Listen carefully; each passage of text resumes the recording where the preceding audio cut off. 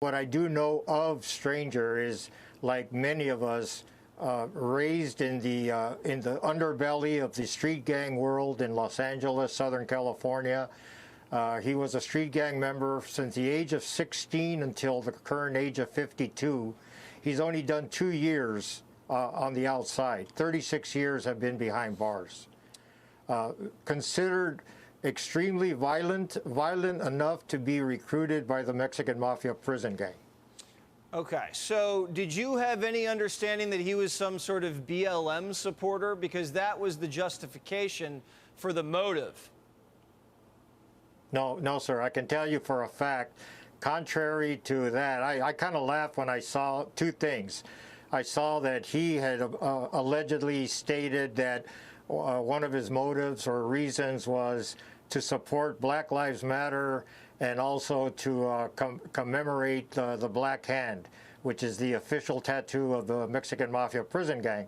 Well, first of all, he, like many Mexican Mafia members, were anti-black. That was part and parcel of who he was as a bad guy, as a gang member. And records will reflect that. Number two, he cannot at this time ever pretend to represent the Black Hand or the Mexican Mafia prison gang, because he's persona non grata and he's green lit. In other words, he's earmarked for execution by the fellows. Would that maybe be why he was trying to commit this murder, so he'd stay in prison? Because the day he steps outside, as you said, he's a dead man. If you ask me, I can tell you this much. You know, this is just an educated opinion, like everybody else that's weighing in. He's got, like I said, all these years of gang membership. And part of being a gang member is the status that comes with it, the unpredictability of being a career criminal. This guy was a career criminal. That's all he knew. That's the life he knew. There may have been a degree of fear, because he is green lit, targeted for execution. But, you know, I hear conspiracy theories and this and that. The guy's a loose cannon. He thought he'd make a name for himself, probably. Status was important. He had absolutely nothing to gain by this, except, once again, the unpredictability of somebody of this ilk.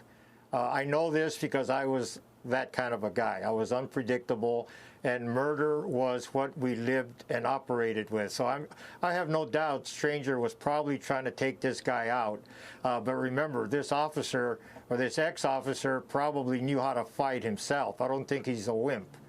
Yeah, surviving 22 stab wounds, that had to have been one hell of a fight. And we're trying to pull that surveillance footage so we can show the audience. All right, Mundo, thanks for joining me, Mundo.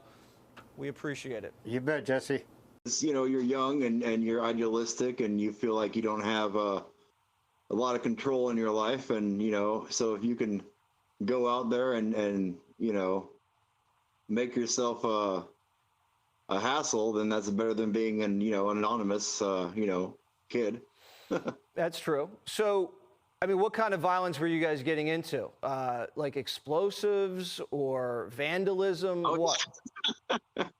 Yeah. So it would have been about ninth grade or so. Get on a few years. Growing up in Seattle, we had those the riots in '99, and yeah, I was ready to go, man. I had little Molotov cocktails in my bedroom and a copy of the Anarchist Cookbook that I had photoshopped or photocopied at the time from a friend of mine's older brother. You know, like, you know, it was just at the time, you know, and like, oh, this is just a good time. And it's only later on that you get more involved with the ideas, the philosophies, the direct action ideologies that go deeper into, later on becoming like a full-blown anarcho-communist and syndicalist. So what does that mean? What was the ideology? Full-blown communism? I mean, a lot of it is, these are accelerationism. It's not the slow march to the institutions. It is we want this and we want it now.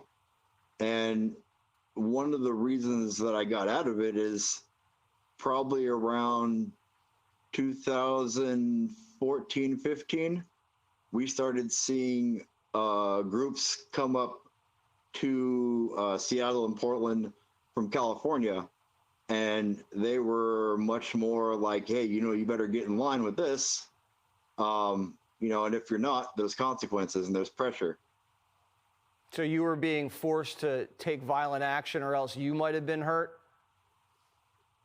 Oh, not only that, but there was pressure, there was ostracization, things of that nature, where you might get into it, say, like, because you don't like bigotry in the music scene, and then later on it's you're going to adhere to these tenets and you're going to say and think these ways, and if you're on the fence at all, silence is violence, and your comrades are going to become a problem for you.